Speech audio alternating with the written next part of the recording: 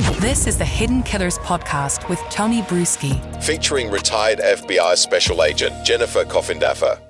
I'm really curious to get your take on there's now obviously quite a few. There's up to 5 now potential connections that we're looking at, according to his daughter, Kerry. And I know you had a chance to speak with Kerry just the other day. But Bad Laundry Day, the one that's referenced in his own writings, and then what Sheriff Eddie Virden witnessed and heard directly from Rader when he visited him, which to me seems like the beginning of a game where Eddie didn't even discuss what he was wanting to talk to BTK about, yet BTK before that explained to him about his fantasy of watching a woman in a laundromat till she was there alone, and then he'd go in with his ruse, get her in his vehicle, and essentially do what BTK is known to have done.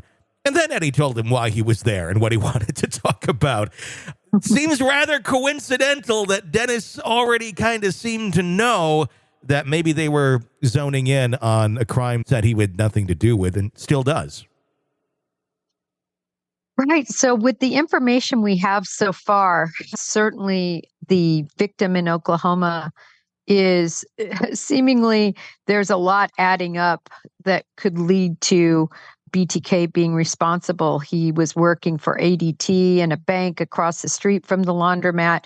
He has the information about the project involving someone in the laundromat, Bad Laundry Day.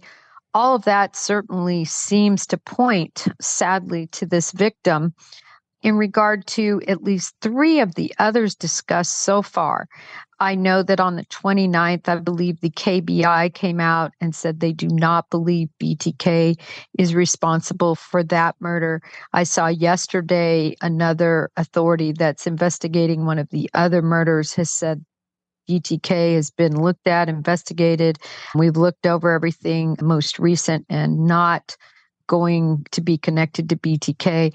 And then the lead investigator on the young gal from Missouri, Shauna Garber, that lead investigator has said after, conferring with BTK, conducting the interviews and also with authorities in Oklahoma with what they had, we still can't show that he's any more of a prime suspect than any of our other suspects. So, I just really take my hat off to the fact that law enforcement is looking closer at all of his writings. There were over, I think, 200 projects mentioned. Projects could have been potential victims that he was looking at or crimes he was considering. I think even Kerry herself, if I recall correctly, was a quote unquote project. So I think project may have had a bit of a broader meaning possibly, but the C's, the confirms, that has certainly seemed to line up with killings that he did. I guess my biggest concern with some of them is that do they fit his MO? Yeah. I know that sounds so esoteric, and yes, it's possible he could have changed MOs, but considering his MO was to sexually gratify himself after they were dead, not penetrate them during life, cases that stray from that, I always give pause to.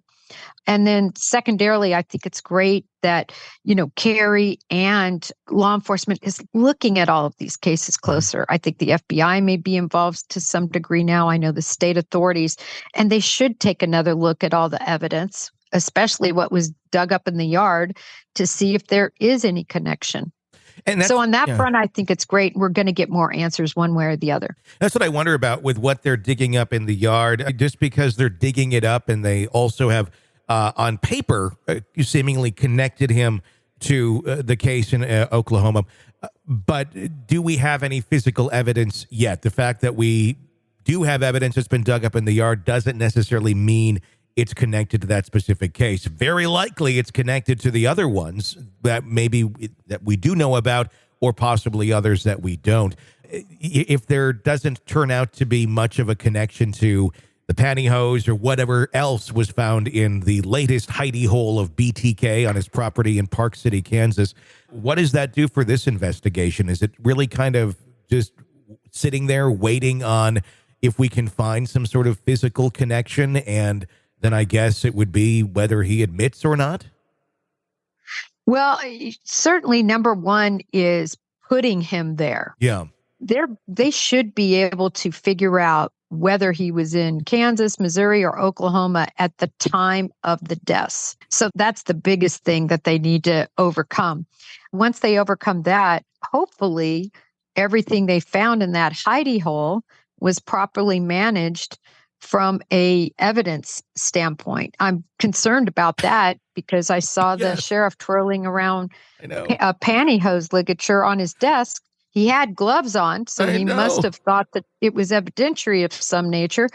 I initially thought that could have been used around the neck, but in looking at it closer, it looks like more of a wrist, or maybe a wrist, just because it wasn't that long, the way the knot was tied. But we all have hairs on our arms, little tiny hairs. And if it was used to constrain that, and this was recovered, months ago.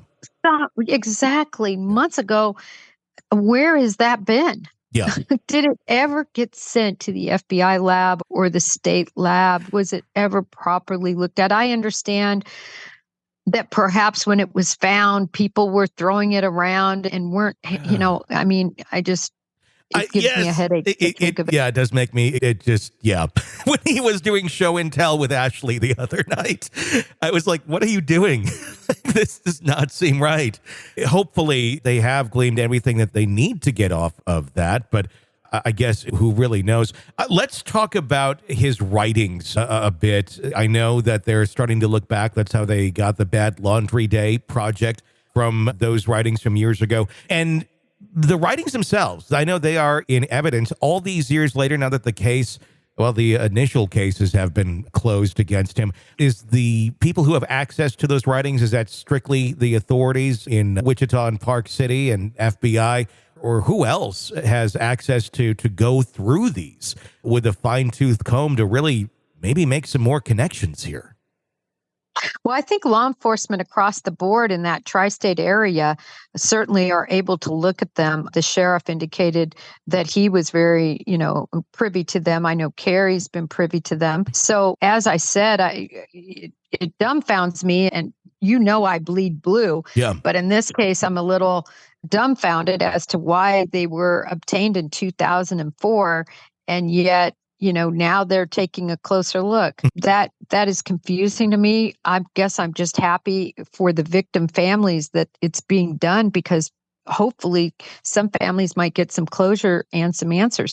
They've offered this immunity now, not just a federal immunity, they're offering immunity from each of these states. So there's nothing for, Dennis Rader to fear, other than I guess he could be moved from his comfortable cell that he's at in El Dorado, Kansas. Other than that, I don't know. He has nothing to worry about in terms of a death penalty situation at this point. And you would think he would want to brag all about it, since he loved to brag about the other 10. But maybe he's waiting to see if they really have him in the crosshairs, and if maybe it's at that point he comes forward. That's what I'm wondering. Is he still playing this game? Is he enjoying all of this attention? Because he certainly has it again, which is what he absolutely loves. Is this something where if they do find more evidence on him, and it goes beyond just him being the prime suspect, but to actually be charged with this, do you see him admitting, or do you think he wants to go on another ride to the Sedgwick County courtroom? Or actually, this wouldn't even be there, because this would have been a crime that took place in Oklahoma. Right. He'd be going to Osage. And my understanding is he's in a wheelchair. He's very fragile now. He's shrunk. Mentally, he's better than ever, but physically he struggles. And I think is comfortable where he's at. So I do believe that could be a reason why he doesn't want to see any of this go down the road. But he's missing out huge chance at even more fame. And he certainly wants that.